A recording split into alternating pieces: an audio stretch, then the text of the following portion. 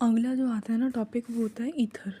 अब ईथर होता क्या है? ईथर होता है ROR-। अब ये क्या है? देखो बेसिकली ईथर में हमें समझना है बीच में एक ऑक्सीजन होता है हमेशा, ठीक है, और इसके साइड में भी एक एल्काइल ग्रुप है, इसके यहाँ पे भी एक एल्काइल ग्रुप है, दोनों साइड्स पे लेफ्ट और राइट दोनों पे एक एल्काइल ग्रुप होता है। अब देखो ये दोनों इक्वल भी हो सकते हैं, दोनों अलग भी हो सकते हैं। जैसे मैंने यहाँ पे दोनों को अलग दिखाया कि एक R एक R' है, ये इक्वल भी हो सकते हैं, ROR भी हो सकता है। अगर ये दोनों सेम है तो ये होता है सिमेट्रिकल ईथर, सिमेट्रिकल ईथर। और अगर दोनों अलग हैं इसको हम क्या बोलते हैं? अनसिमेट्रिकल ईथर, ठीक है। अब हम इसका एक एग्जांपल समझते हैं कि क्या है। बेसिकली ईथर वो ऑर्गेनिक कंपाउंड्स हैं जिनके बीच में ऑक्सीजन लगा होता है और दोनों साइड्स पे इनके एल्काइल ग्रुप होता है या कोई एराइल ग्रुप भी हो सकता है, ठीक है। सबसे पहले तो मैंने बता दिया दो तरीके के होते हैं, सिमेट्रिकल और अनसिमेट्रिकल। सिमेट्रिकल वो है जिसमें दोनों जगह सेम होगा ग्रुप, अनसिमेट्रिकल में या एसिमेट्रिकल में दोनों जगह क्या होगा, ग्रुप जो है वो डिफरेंट होगा, ठीक है। अब मैं इसका एग्जांपल लेके बताती हूँ। इसका एग्जांपल जैसे कि हमने ले लिया CH3OCH3, ये हमारा एक ईथर है, ये पहला ईथर है हमारा, ठीक है। इसका नाम क्या होता है? हम बस एक जो लंबी चेन वाला होगा ना हम उसको देखते हैं, ठीक है। तो हमको इनमें से कोई भी समझ सकते हैं। जैसे मैंने ये ले लिया, ये क्या है? एक मेरा मिथाइल है या मैं ये मिथेन बोल दूँ मैं इसको, ठीक है। और इसकी पहली पोजीशन पे पूरा ग्रुप लग रखा है, ये हमारा होता है OCH3 होता है हमारा मिथॉक्सी ग्रुप। ये हमने पहले भी यूज़ कर रखा है बहुत जगह पे, ठीक है। तो इसको मैं क्या बोल दूँगी? मिथॉक्सी। और किस पे लगा हुआ है? मिथेन पे, तो मिथॉक्सी मिथेन, ये इसका नाम हो गया मिथॉक्सी मिथेन। ओके, ठीक है, ये हो गया मिथॉक्सी मिथेन। दूसरा हम लेते हैं कंपाउंड जैसे कि CH3CH2OCH3। तो हम फिर से लंबी चेन वाला देख लेते हैं जिसमें ज़्यादा कार्बन आ रहे हैं। जिस साइड पे, इस साइड पे ज़्यादा कार्बन हमें दिख रहा है ना, दो है यहाँ पे एक है, तो दो वाला ले लेते हैं। तो इसका मतलब ये इथेन होगा और ये क्या लगा हुआ है? मिथॉक्सी। तो हम क्या लिख देंगे? मिथॉक्सी इथेन, क्योंकि ये इथेन है, मिथॉक्सी इथेन, ठीक है। ऐसे ही अब देखो यहाँ पे इसमें क्या था? लेफ्ट और राइट पे सेम था, तो ये होगा सिमेट्रिकल ईथर। और इसमें ऑक्सीजन के इस साइड पे दो कार्बन है, इस साइड पे एक है, तो ये एसिमेट्रिकल है, ठीक है। आगे हम देखते हैं CH3CH2O CH2CH3। अब इस साइड पे क्या है? दोनों साइड पे दो दो कार्बन है, तो कोई भी ले लो। तो हमने ये वाला ले लिया, क्या है ये? क्या हो गया? दो कार्बन है तो इथेन आ गया पीछे। और ये CH2CH3, OCH3 होता था मिथॉक्सी, OCH2CH3 होता है इथॉक्सी, तो इसका क्या नाम पड़ गया? Ethoxy ethane. ऐसे ही हमारे पास और भी हो सकता है, जैसे कि CH3CH3O CH3। यहाँ पे भी हम इसको ले लेंगे, 1 2 3 हमें दिख रहे हैं, इसमें 1 2 3 कार्बन है, तो ये क्या आ गया? प्रोपेन। और यहाँ से हम काउंटिंग शुरू करते हैं, 1 2 3, सेकेंड पोजीशन पे इथॉक्सी है, तो 2 मिथॉक्सी है, तो क्या आ गया? 2 मिथॉक्सी प्रोपेन। याद रखना है ये सारे IUPAC नेम हैं। और जब हम ईथर की बात करते हैं IUPAC नेम्स भी इंपॉर्टेंट होते हैं, कॉमन नेम भी इंपॉर्टेंट होता है। कॉमन नेम कैसे निकालेंगे? तो ये सारे हो गए हैं IUPAC नेम, ये होते हैं। अब हम बात करेंगे कॉमन नेम की। कॉमन नेम में हम क्या देखते हैं? कॉमन नेम में हम एक साइड से देखेंगे इनको, मतलब हम बड़ा कार्बन जिसमें ज़्यादा लग रहे हैं वो नहीं देखेंगे, और हम पीछे ईथर वर्ड लगाते हैं, ठीक है। जैसे कि अगर मैंने ले लिया CH3OCH3, ठीक है, तो मैं इन दोनों को गिनूंगी। मैं क्या बोल दूँगी? एक ये भी ईथर है, एक ये भी मिथाइल है, एक ये भी मिथाइल है, तो मैं बोल दूँगी डाई मिथाइल। और क्योंकि ऑक्सीजन बीच में और ईथर है तो डाई मिथाइल ईथर, ठीक है। अब और दोबारा देखते हैं। एक मैंने बोल दिया CH3CH2, ये मैं कॉमन नेम्स पढ़ा रही हूँ, ये क्या है? कॉमन नेम्स हैं, ठीक है। CH3CH2OCH3, तो एक साइड पे इथाइल है, एक साइड पे मिथाइल है, तो हम क्या लिख देंगे? Ethyl methyl ether. ये बहुत इजी होता है। एक साइड पे है CH3CH2OCH2CH3, अब इस साइड पे भी इथाइल है, इस साइड पे भी इथाइल है, तो क्या लिख देंगे? डाईथाइल ईथर, ठीक है।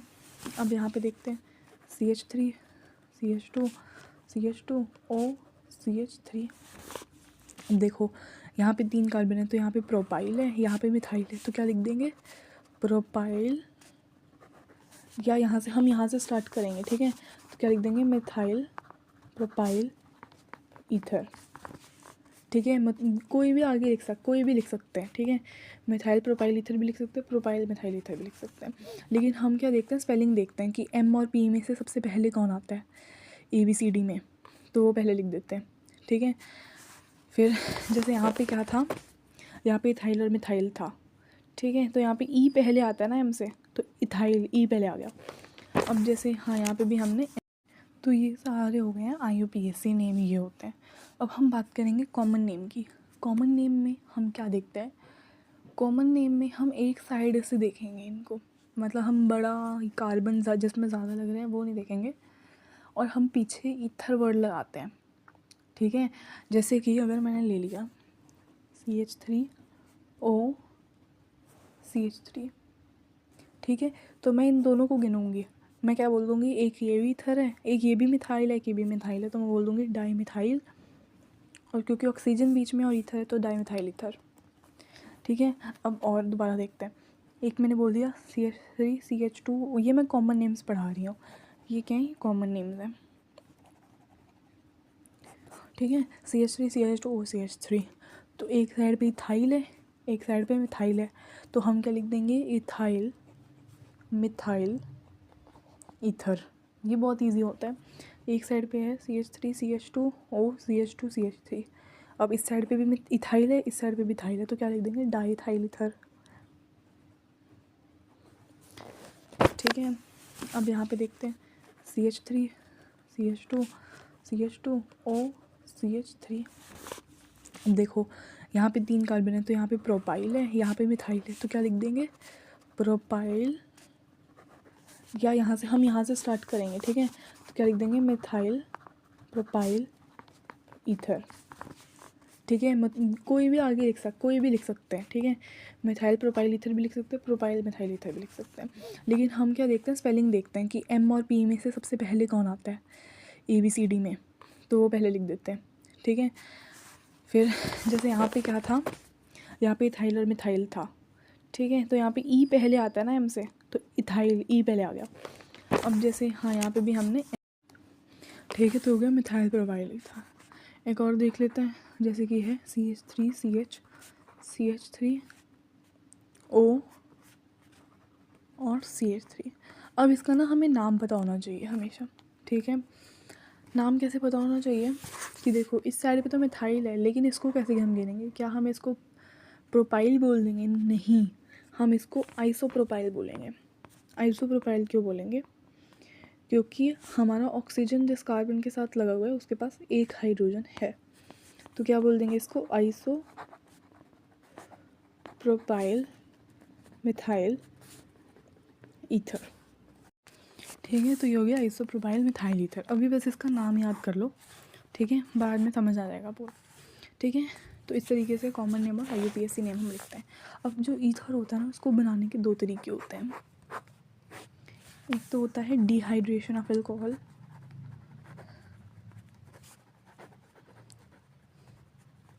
और एक होता है Williamson synthesis.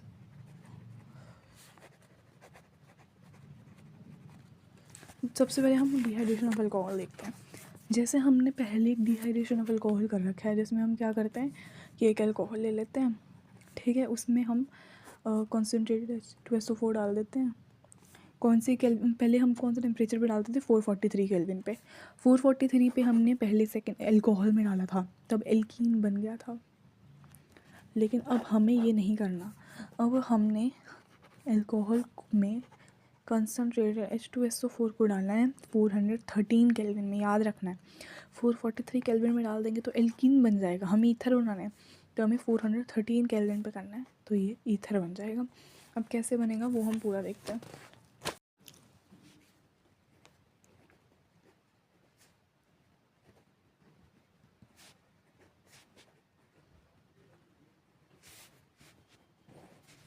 Dehydration of alcohol, तो पहला हम इसका मैकेनिज्म वगैरह समझ लेते हैं। हमारे पास हमें ROR बनाना होता है, ठीक है।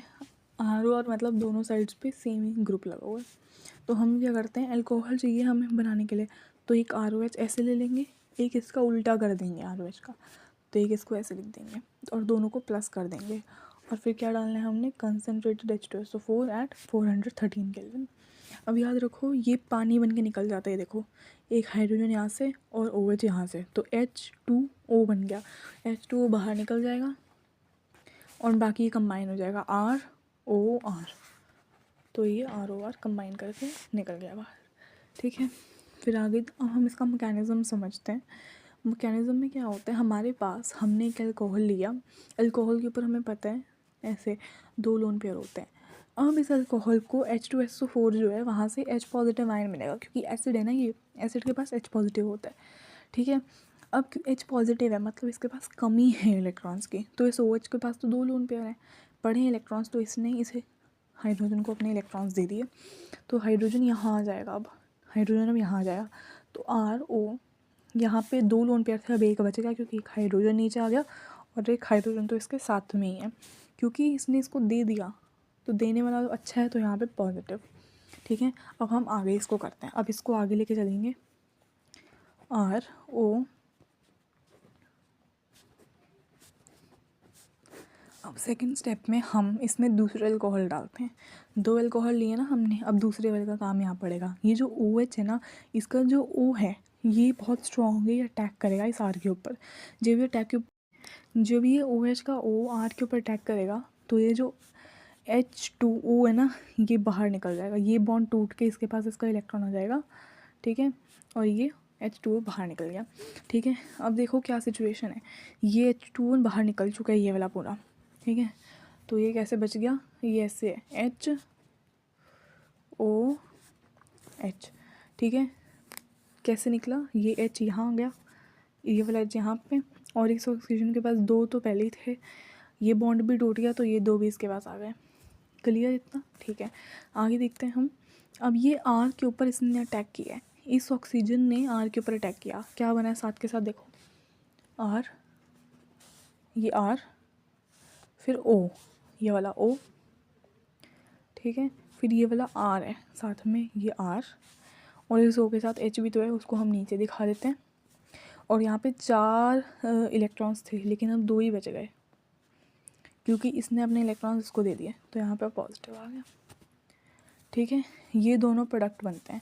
अब वापस से ये पानी का तो हमारे पास अभी कोई रोल नहीं है। ठीक है, हम इसको लेंगे और इसको आगे फॉरवर्ड करेंगे, प्रोसीड। तो R ये बन गया ना हमारे पास यहाँ पे, अब ये बना है हमारे पास। अब इसमें क्या होगा, इसमें कुछ डालना नहीं पड़ेगा, ये जो हाइड्रोजन है ना, ये बॉन्ड तोड़ देगा, क्योंकि यहाँ पे देखो पॉजिटिव है, मतलब यहाँ पे इलेक्ट्रॉन्स की कमी है, तो ये हाइड्रोजन बोलेगा कि मैं तुझे इलेक्ट्रॉन्स दे देता हूँ। ठीक है, बॉन्ड तोड़ लो और मेरा इलेक्ट्रॉन ले लो, तो ये हाइड्रोजन ने अपना बॉन्ड तोड़ के इलेक्ट्रॉन इसको दे दिया। ठीक है, तो H पॉजिटिव बाहर निकल गया, क्योंकि हाइड्रोजन ने दे दिया इलेक्ट्रॉन्स, तो वो पॉजिटिव हो गया। और यहाँ पे R और 2 इलेक्ट्रॉन्स तो पहले ही थे, और जब बॉन्ड टूटा तो 2 और इलेक्ट्रॉन्स बन गए, तो 2 यहाँ पे बन गए। ठीक है, ये है पूरा का पूरा मैकेनिज्म, ये बहुत इंपॉर्टेंट है, पक्का आता है पेपर में। अब हमें ये वाला ईथर बनाना है। ठीक है, तो नॉर्मली हम पहले तो नॉर्मल रिएक्शन लिख देंगे, जैसे हम नॉर्मली करते हैं, डिहाइड्रेशन ऑफ अल्कोहल करके, जहाँ पे हम 2 तरीके के अल्कोहल लेंगे, क्योंकि सिमेट्रिकल है, तो ये वाला भी अल्कोहल होगा, ये वाला भी सेम अल्कोहल ही होगा, 2 लेंगे लेकिन, तो एक ऐसे और एक उल्टा करके लिख देंगे, CH3O और H। यहाँ पे डाल देंगे कंसनट्रेटेड H2SO4 443 केल्विन, 413 केल्विन। ठीक है, अब यहाँ पे हमने क्या करना है, H और OH यहाँ से बाहर निकल जाएगा, तो ये बन गया CH3O CH3, और साथ में क्या बाहर आ जाएगा, H2O। अब हमने इसकी ये तो नॉर्मल रिएक्शन लिख के दिखा दी कि नॉर्मली ये हो रहा है, लेकिन अब इसका प्रॉपर मैकेनिज़्म भी हमें लिख के दिखाना पड़ेगा। जैसे हम पहले R ले रहे थे ना, बस R की जगह अब हमें CH3 कर देना है। तो हमारे पास क्या था, CH3OH, इसके ऊपर 2 लोन पेयर होते हैं। सबसे पहले तो हम इसमें H पॉजिटिव डालते हैं, एक लोन पेयर H को दे देते हैं, तो H हमारा इसके साथ ही आ जाता है। यहाँ पे पॉजिटिव चार्ज, ये वाला H तो ये रहा, और ये वाला H यहाँ पे नीचे आ गया। अब हम इसको यहाँ पे लेंगे, CH3। ठीक है, अब यहाँ पे हम लेंगे ये वाला अल्कोहल, याद रखने पहले स्टेप में H पॉजिटिव डालना है, दूसरे वाले स्टेप में जो हम पहले अल्कोहल ले रहे थे वही दोबारा डालना है। और इसका जो लोन पेयर है ना, लोन पेयर ऑक्सीजन इलेक्ट्रोनेगेटिव है, ये जाके अटैक करता है यहाँ पे इस CH3 के ऊपर, और ये जो पानी वाला पूरा स्ट्रक्चर है ये बाहर निकल जाएगा। तो पानी हमारा ये बाहर निकल गया और इसके साथ हमारा ये बचा CH3 और ये पूरा कंपाउंड। तो क्या आ गया CH3, ठीक है। इस CH3 के ऊपर किसने अटैक किया, O ने, तो यहाँ पे O, और यहाँ पे क्योंकि इसने अपने इलेक्ट्रॉन्स को दे दिया तो यहाँ पॉजिटिव, यहाँ पे क्या आ जाएगा CH3 और O के साथ अब क्या है एक H भी है, वो H हमने नीचे लिख दिया ऐसे। अब इसको यहाँ पे लेके आते हैं,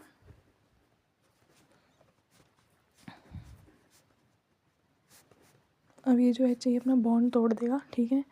ये ऑक्सीजन को ही अपने दोनों इलेक्ट्रॉन्स दे देगा बॉन्ड तोड़ के। तो यहाँ पे क्या आ गया CH3O, क्योंकि बॉन्ड तोड़ के 2 इलेक्ट्रॉन्स निकल गए तो यहाँ पे 2 ये रहे इलेक्ट्रॉन्स और CH3, और साथ में H पॉजिटिव बाहर आ गया, ठीक है, क्योंकि इसने दे दिया ना तो ये पॉजिटिव हो गया, H पॉजिटिव बाहर, ये हमारा ईथर बन गया, ठीक है। ऐसे ही हम और भी बहुत सारे ईथर बना सकते हैं, जैसे कि एक हमारे पास यहाँ पे ये डाई इथाइल ईथर है, ठीक है। यहाँ पे भी इथाइल है, यहाँ पे भी, बस हमें क्या करना है CH3 जैसे हम OH ले रहे थे अब हम उसको CH3 CH2OH से रिप्लेस कर देंगे। ओके, ये हो गया। आगे हम चलेंगे अपनी लिमिटेशंस के ऊपर। अब हम यहाँ पे देख रहे हैं ना, हम जो है यहाँ पे सिमेट्रिकल ईथर ही बना पा रहे हैं। सिमेट्रिकल ईथर मतलब जो इस साइड है वही इस साइड आना चाहिए, क्योंकि हमें पहले स्टेप में ये लेना है, दूसरे स्टेप में भी हमें सेम ही लेना होता है। तो इसमें हम एसिमेट्रिकल ईथर तो बना ही नहीं पाएंगे, या तो वो बना लेंगे जिसकी दोनों साइड पे CH3 है या दोनों साइड पे CH3 CH2 है, ठीक है। ऐसा नहीं हो सकता ना कि एक साइड पे CH3 आ जाए और एक साइड पे CH2 CH3 आ जाए। तो देखो, अगर हमें अनसिमेट्रिकल ईथर चाहिए ना, इसकी पहली limitation he dehydration of alcohol की क्या है कि अगर हमें अनसिमेट्रिकल ईथर चाहिए तो हमसे बन नहीं पाता, और अगर हमें बनाना ही है, पक्का है कि बनाना है, हमें चाहिए, तो हम बेसिकली क्या कर लो, फिर हम क्या कर लेंगे, इसको भी अल्कोहल ले लेते हैं, इसको भी अल्कोहल ले लेते हैं, जैसे हम नॉर्मली करते थे। फिर हमने क्या कर लिया, इसको उल्टा करके लिख दिया इस वाले को। लेकिन याद रखना, जब हम ऐसे अलग अलग वाले लेंगे ना, हमारे पास मिक्सचर ऑफ प्रोडक्ट्स बन जाएंगे। अब कर देंगे कंसनट्रेटेड H2SO4 को डाल देंगे 413 केल्विन पे, तो हमारे पास ना मिक्सचर ऑफ प्रोडक्ट्स बन जाएंगे। मिक्सचर ऑफ प्रोडक्ट्स मतलब एक तो हमारे पास ऐसा बन जाएगा जिसमें दोनों ही जगह पे CH3 है, CH3 और CH3। एक ये बन जाएगा जिसमें दोनों साइड पे CH2 CH3 है, CH3 CH2, और इस साइड पे भी यही है। और एक हमारे पास बन जाएगा जिसमें एक साइड पे होगा एक साइड पे होगा, ठीक है। तो हम देख रहे हैं कोई एक, हमें तो ये वाला चाहिए ना, हमें तो ये वाला ही चाहिए, लेकिन ये वाला खल्ला नहीं बन सकता, ये तीनों बनेंगे तो मिक्सचर ऑफ प्रोडक्ट बन जाएगा। मिक्सचर ऑफ प्रोडक्ट बन जाएगा जो कि हमें नहीं चाहिए, ठीक है। मिक्सचर ऑफ प्रोडक्ट हमें नहीं चाहिए, और मिक्सचर ऑफ प्रोडक्ट याद रखना बन तो जाएगा, इसको सेपरेट करना, अगर हमें इस कल्ले को निकालना है तो ये हो नहीं पाएगा, ठीक है। तो इसीलिए ये पहली लिमिटेशन है। और जो मैं चीज़ें यहाँ पे लिख रही हूँ ना, ऐसे नहीं कॉपी में लिखनी, कॉपी में जो नोट्स में लिखा हुआ है सिर्फ वही लिखना है। ये मैं बस ऐसे समझाने के लिए भेज रही हूँ, लिखा रही हूँ। आगे हम करने वाले हैं जो है कि हम यहाँ पे सेकेंडरी और टर्शरी ईथर नहीं बना सकते, हमें या तो हम सिंपल यहाँ पे प्राइमरी ईथर ही बना सकते हैं, सेकेंडरी और टर्शरी नहीं बना सकते। सेकेंडरी और टर्शरी ईथर यहाँ पे नहीं बन सकते, ठीक है। कैसे, क्यों नहीं बन सकते वो मैं बताती हूँ। एक हम सेकेंडरी ईथर लेके चलते हैं। सेकेंडरी का मतलब क्या होता है कि ऑक्सीजन हमारा जिस कार्बन के साथ लगा होगा उसके पास एक ही H होगा। तो बेसिकली मैं बना के देखती हूँ, ये सेकेंडरी हो गया ना, यहाँ पे अगर हम ऑक्सीजन जोड़ दें तो कार्बन के पास एक ही H है, तो ये सेकेंडरी हो गया, ठीक है। अब क्योंकि सेकेंडरी ईथर है, ठीक है, एज इट इज़ इसको यहीं रिपीट कर देंगे CH CH3 ये। अब देखो ये हमने बना लिया, इसका नाम क्या होता है, इसका नाम होगा डाईआइसोप्रोपाइल ईथर। डाईआइसोप्रोपाइल ईथर भी हो सकता है, हम सेकेंडरी ईथर भी बुला सकते हैं इसको, जो भी है, ठीक है। अभी हमें ये बनाने पे फोकस करना है। अगर हमें ये बनाना है तो हम क्या कर लेते हैं, वही सेम चीज़ है ना, सिमेट्रिकल है, तो दोनों साइड पे अल्कोहल ले लेते हैं ऐसा वाला। ये हमने 2 अल्कोहल ले लिया और इसमें हमने कंसनट्रेटेड H2SO4 कर दिया 413 केल्विन पे। लेकिन हमें हमेशा याद रखना है, सेकेंडरी और टर्शरी में पता क्या हो जाता है, एलिमिनेशन हो जाता है। एलिमिनेशन मतलब डीहेलोजिनेशन, मतलब ये OH और EH हट जाता है और यहाँ पे डबल बॉन्ड हो जाता है, मतलब एल्कीन बन जाता है। बनाना तो ईथर था, बन गया एल्कीन। एल्कीन मतलब ये बन जाएगा CH3 CH और OH, यहाँ पे एक H हट गया तो यहाँ पे डबल बॉन्ड आ गया और यहाँ पे CH2 आ गया। क्या बन गया? एल्कीन बन गया ये तो, ठीक है। तो इसीलिए ये नहीं हो सकता, ये रिएक्शन नहीं हो सकती। ओके, आगे हम चलते हैं। अब हमें ना इसका ना रीज़न भी बताना पड़ता कि क्यों नहीं ये बन सकता, तो इसका हम मैकेनिज्म बना लेते हैं, ठीक है। रीज़न देखते हैं इसका कैसे है। हमारे पास ये अल्कोहल था, ठीक है, इससे है ना, ये अल्कोहल है ना जिसको हम रिपीट करके हम ईथर बनाना था, इसके अंदर हमने H पॉजिटिव डाल दिया, जैसे हम मैकेनिज्म नॉर्मल करते हैं। ये ऑक्सीजन को ये H मिला तो CH3 CH3O, क्योंकि इस ऑक्सीजन ने एक लोन पेयर इसको दे दिया ना, तो यहाँ पे पॉजिटिव आ गया H, और यहाँ पे भी H। अब ये उठा के यहाँ लिख देते हैं।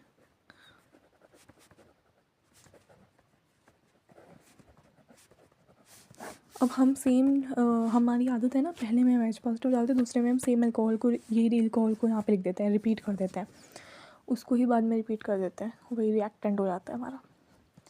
अब ये लोन पेयर क्या करता है, हमारे इस वाले कार्बन पे जो ऑक्सीजन के साथ अटैच होता है उसके ऊपर अटैक करता है और ये ऊपर चल जाता है, पानी बन जाता है। याद रखना, यहाँ पे अटैक नहीं हो सकता। क्यों नहीं हो सकता? क्योंकि यहाँ पे स्टेरिक हिंड्रेंस, तो ये ऑक्सीजन यहाँ पे अटैक नहीं कर सकता। क्यों नहीं कर सकता? क्योंकि यहाँ पे स्टेरिक हिंड्रेंस है।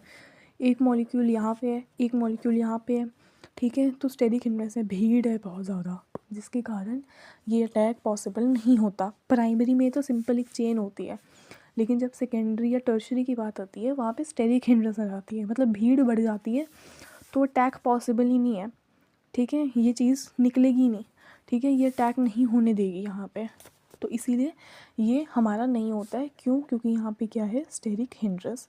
स्टेरिक हिंड्रेंस का सिंपल मतलब क्या है कि यहाँ पे भीड़ बहुत ज़्यादा है, बहुत सारे सब्स्टिट्यूएंट्स हैं।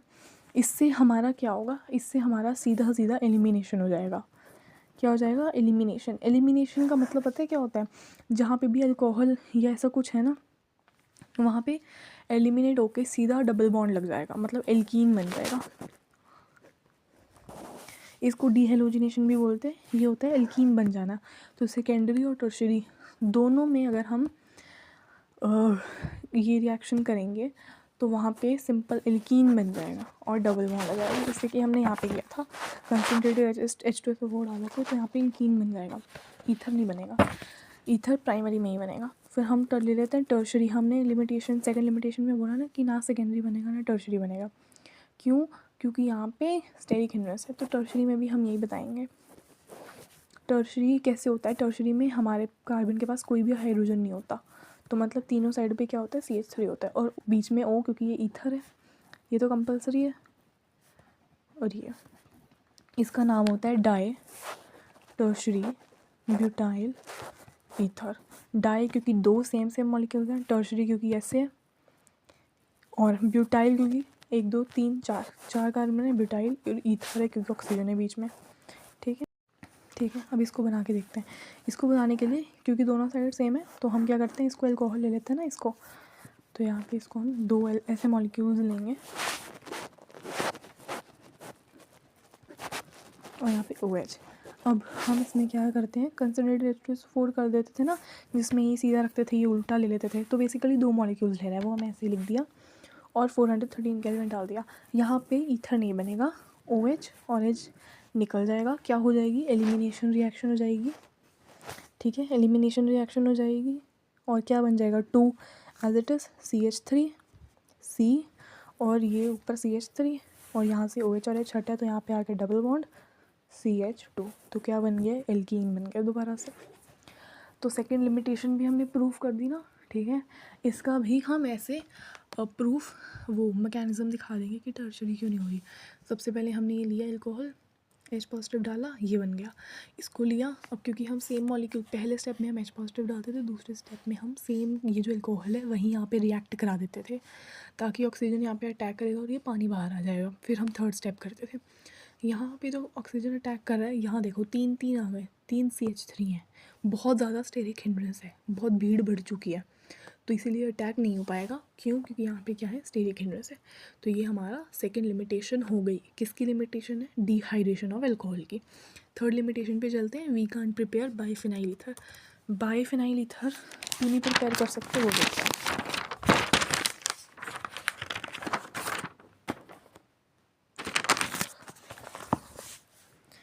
थर्ड क्या है कि लिमिटेशन क्या है डिहाइड्रेशन ऑफ अल्कोहल की।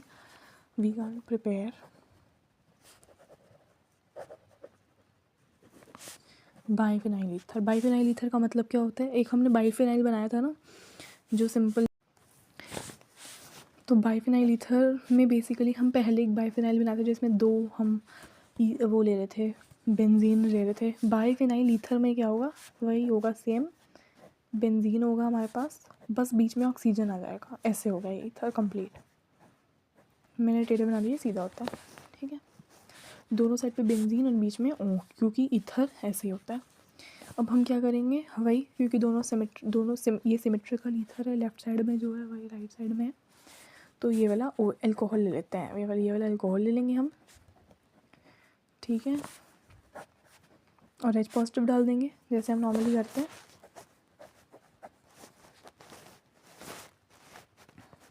एक H यहाँ पे था और एक ये आ गया, और क्योंकि इसने अपनी इलेक्ट्रॉन दे दी तो यहाँ पे पॉजिटिव आ गया। अब इसको लेंगे वापस से। अब हम इसमें क्या डाल देते थे? ये वाला अल्कोहल दोबारा रिपीट कर देते थे सेकंड स्टेप में। इसको हम ना इस वाले प्रूफ में ना हम इसको उल्टा लिखते हैं, ऐसे लिखते हैं O और H। इसको ऐसे करके लिखेंगे उल्टा। OH के ऊपर अल्कोहल है तो 2 लोन पेयर होते हैं। अब ये क्या अटैक कर पाएगा? ये ऑक्सीजन के साथ वाले कार्बन पे, इस वाले कार्बन पे अटैक कर पाएगा? नहीं कर पाएगा अटैक। क्यों नहीं कर पाएगा? क्योंकि हमें पता है ये एक एराइल एराइल बेंजीन है बेसिकली। और बेंजीन के ऊपर क्या होता है? हमारे पास इलेक्ट्रॉन क्लाउड होता है। तो इलेक्ट्रॉन क्लाउड के ऊपर वही 3 चीज़ें आ जाएंगी, रेजोनेंस आ जाएगी, हाइब्रिडाइजेशन आ जाएगी और इलेक्ट्रॉन क्लाउड। वो 3 रीज़न की वजह से ये ऑक्सीजन अटैक नहीं कर पाएगा। ऑक्सीजन पहले से इलेक्ट्रो नेगेटिव है बहुत ज़्यादा, इसके बाद बहुत सारे इलेक्ट्रॉन्स हैं, यहाँ पे भी बहुत इलेक्ट्रॉन्स है, रिपल्शन होगी। तो हम क्या लिख देंगे? न्यूक्लियोफाइल के not attack because of the 3 reason, हमें पता ही है। अब देखो हम क्या कर रहे थे, हम डिहाइड्रेशन ऑफ अल्कोहल कर रहे थे। ठीक है, और लेकिन डिहाइड्रेशन ऑफ अल्कोहल में हमारे पास 3 लिमिटेशंस आई। पहली लिमिटेशन कि इसमें हम प्राइमरी और सेकेंडरी नहीं बना सकते हैं। ठीक है, ठीक है, पहली तो ये थी सेकेंडरी और प्राइमरी नहीं बना सकते। और पहली वाली क्या थी कि हम इसमें अनसिमेट्रिकल ईथर नहीं बना सकते थे क्योंकि मिक्सचर ऑफ कंपाउंड बन जाता है। और तीसरी क्या थी कि हम इसमें बाईफिनाइल ईथर नहीं बना सकते, इंटरचेंज भी कर सकते हैं ऑर्डर इसका। इसीलिए डिहाइड्रेशन ऑफ अल्कोहल का ना ईथर बनाने के लिए जो प्रोसेस है इसकी बहुत सारी लिमिटेशन है। इस वजह से हम हर जगह इसको यूज़ नहीं करते। अब हम एक और अलग प्रोसेस यूज़ करेंगे जो है विलियमसन सिंथेसिस। क्या है? Williamson synthesis. विलियमसन सिंथेसिस में ये देखो ईथर तो यही है ROR। इसको बनाने के लिए हम 2 चीज़ें करते हैं, एक अल्कोहल ले लेते हैं और एक हम ले लेते हैं हेलोएल्केन। ठीक है, और वो देखते हैं कैसे करेंगे। अब जो रिएक्शन हम करेंगे वो है विलियमसन सिंथेसिस। ये बहुत ज़्यादा इंपॉर्टेंट रिएक्शन है। ऐसा क्यों है? क्योंकि ये सिमेट्रिकल ईथर भी बना देती है, सिमेट्रिकल ईथर भी बना देती है और एसिमेट्रिकल ईथर दोनों भी बना देती है। तो दोनों तरीके के ईथर इससे बन जाते हैं, तो इसीलिए ये इम्पोर्टेंट है। ठीक है, अब इसको हम किस तरीके से बनाते हैं? हम एक एल्काइल हैलाइड लेंगे और एक हम सोडियम एल्कोक्साइड लेंगे।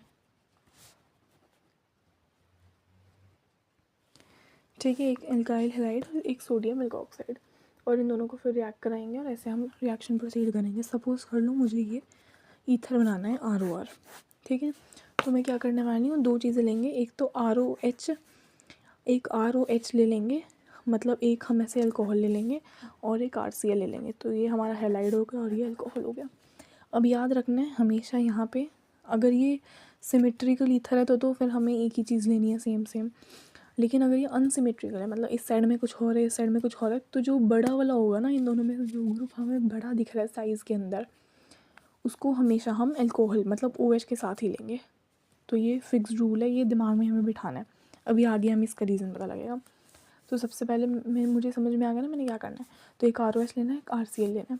सबसे पहले मैंने ROH लिया, इस ROH के अंदर मैंने Na डाला तो यहाँ पे ONA बन जाएगा, तो RO, और हम यहाँ पे इसके 6 इलेक्ट्रॉन दिखाएंगे RONA, और सोडियम के ऊपर पॉजिटिव, और साथ में ये H जो है बाहर निकल जाएगा, तो हाफ H2, ठीक है।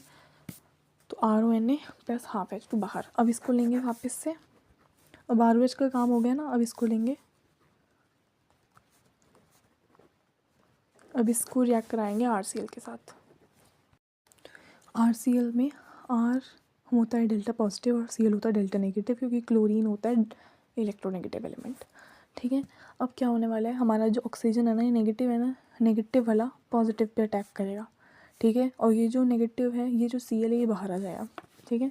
तो ये RO, ये जो O है, इसने इसके ऊपर अटैक किया, ये यहाँ से क्लोरीन बाहर आ जाएगा और यहाँ से सोडियम बाहर आ जाएगा, तो ये दोनों बाहर आ गए, NaCl बन जाएगा यहाँ पे। तो और इस साइड क्या बनेगा, RO, यहाँ पे 2 आ गए। अब ये वाला जो है ये बॉन्ड बना लेगा इस R के साथ, और यहाँ पे ये R बन गया, तो ये हमारा ईथर बन गया, ठीक है। इससे सिमेट्रिकल और अनसिमेट्रिकल दोनों ईथर बन सकते हैं।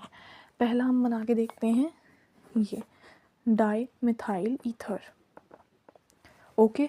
तो एक हम लेंगे अल्कोहल मतलब CH3OH, और एक हम लेंगे हैलाइड मतलब CH3Cl, इस साइड वाला Cl, ठीक है। तो इसमें सबसे पहले CH3OH में हम डाल देंगे सोडियम, ठीक है। तो यहाँ पे क्या बन गया, CH3O, 6 इलेक्ट्रॉन्स यहाँ पे नेगेटिव और Na पॉजिटिव, ठीक है, और साथ में half H2।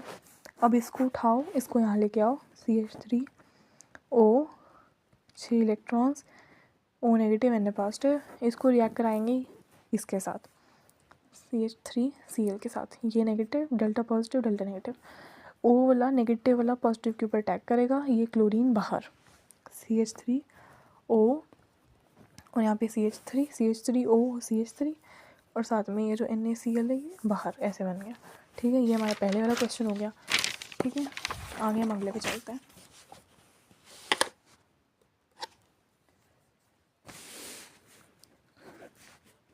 CH3O CH2 CH3, CH3O CH2 CH3। अब इसको अल्कोहल ले लेते हैं और इसको हम क्या ले लेते हैं, हैलाइड। तो एक CH3OH हो गया और ये हो गया CH3CH2Cl, ठीक है।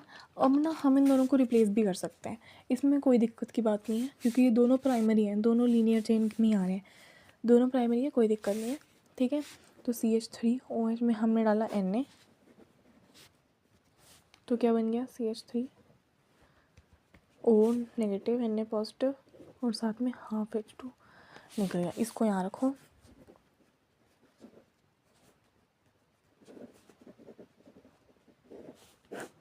अब हम इसमें डाल देंगे ये, ठीक है। ये क्या है, एल्काइल हैलाइड, ठीक है, CH3 CH2Cl, ये डेल्टा नेगेटिव है, ये डेल्टा पॉजिटिव है। ये नेगेटिव वाला क्या करेगा, ये पॉजिटिव पे अटैक करेगा, और ये बाहर CH3O, और ये CH2 CH3, और यहाँ पे NaCl बाहर आ गया, तो ये हमारा ईथर बन गया।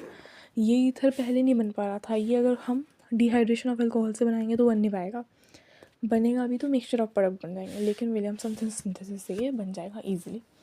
अब हमारे पास विलियमसन सिंथेसिस की भी कुछ लिमिटेशंस होती हैं, ठीक है। विलियमसन सिंथेसिस की क्या लिमिटेशंस होती हैं वो देखते हैं। विलियमसन सिंथेसिस में हमें क्या ध्यान रखना होता है, अब ये तो हमारा प्राइमरी चेन चल रही थी ना, प्राइमरी चल रहे हैं, छोटे छोटे कंपाउंड्स हैं, यहाँ पे स्टेरिक हिंड्रेंस वगैरह भी नहीं आ रही। अब जब आगे चलेंगे तो यहाँ पे जहाँ पे बेंजीन वगैरह आएगा वो चीज़ें हमें ऐड करनी होंगी, वहाँ पे हमें एक फ़िक्स्ड ऑर्डर होता है, मतलब हमें एक सूटेबल सेट लेना पड़ता है, ठीक है। तो हमें क्या लेना पड़ता है, सूटेबल सेट ऑफ रिएक्टेंट्स। अभी तो देखो क्या है, सिंपल चीज़ें हैं, हम CH3 CH2Cl को यहाँ पे भी ले सकते हैं, मतलब CH3 CH2OH भी ले सकते हैं। अभी तो हम इन दोनों को इंटरचेंज कर सकते हैं ना, इसको अल्कोहल बना सकते हैं और इसको Cl यहाँ पे लगा सकते हैं, उल्टा कर सकते हैं। लेकिन जब आगे चीज़ें आएंगी तो हमें सूटेबल सेट ऑफ रिएक्टेंट्स लेना पड़ेगा। जैसे कि हमारे पास पहला है, अगर हमें बनाना पड़ जाए methyl phenyl ether. Methyl phenyl ether मतलब एक जगह पे फिनाइल है, एक जगह पे मिथाइल है, तो यहाँ पे हमने बना दिया फिनाइल O और यहाँ पे हमने बना दिया मिथाइल, ये CH3। ठीक है, ये हो गया हमारा मिथाइल फिनाइल ईथर। अगर हमें ये बनाना है तो हमें सूटेबल सेट लेना पड़ेगा। अब क्यों लेना पड़ेगा, इस चीज़ को प्रूव भी तो करना है, तो हम 2 सेट ले के चल रहे हैं। हम 2 बारी इस क्वेश्चन को करेंगे, मतलब एक बारी हम इसको अल्कोहल ले लेंगे, ठीक है, और इसको इसके साथ Cl लगा देंगे। एक बारी में हम इसके साथ Cl लगाएंगे और इसको अल्कोहल लेंगे। उल्टा दोनों चीज़ें करके देखते हैं। सबसे पहले हमारा ये सेट 1 चल रहा है। सेट 1 है, इसके अंदर हमने क्या लिया, अल्कोहल ले लिया, मतलब ये हमने फिनोल ले लिया। ठीक है, इसके अंदर हम जैसे पहले करते थे, यहाँ पे तो हमारे पास ये CH3 था, तो हम सोडियम डाल, याद रखना है अगर एल्काइल ग्रुप है यहाँ पे और उसके साथ OH है, मतलब अगर अल्कोहल है तो हम Na लेते हैं, अगर फिनोल आ गया तो NaOH लेंगे। ठीक है, तो ये क्या बन गया, O Na। अब इसको यहाँ लिखेंगे,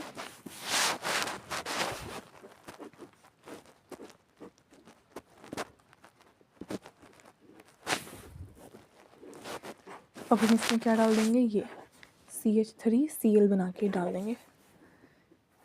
Cl negative, delta negative, delta positive, ये नेगेटिव वाला इस पॉजिटिव पे अटैक करेगा। ठीक है, तो क्या बन जाएगा, देखो ये नेगेटिव वाले ने पॉजिटिव पे अटैक किया, Cl बाहर आ गया।